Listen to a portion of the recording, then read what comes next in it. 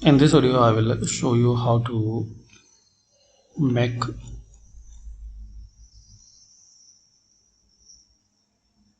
two name with single name. Like you want to remove the second name. So very simply, you need to use this formula. Second name, select your data.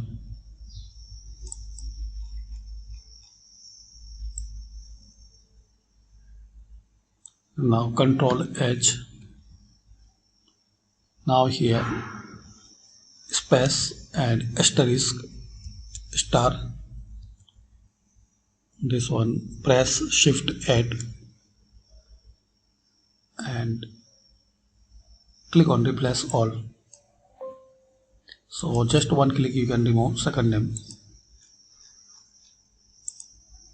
Thanks for watching.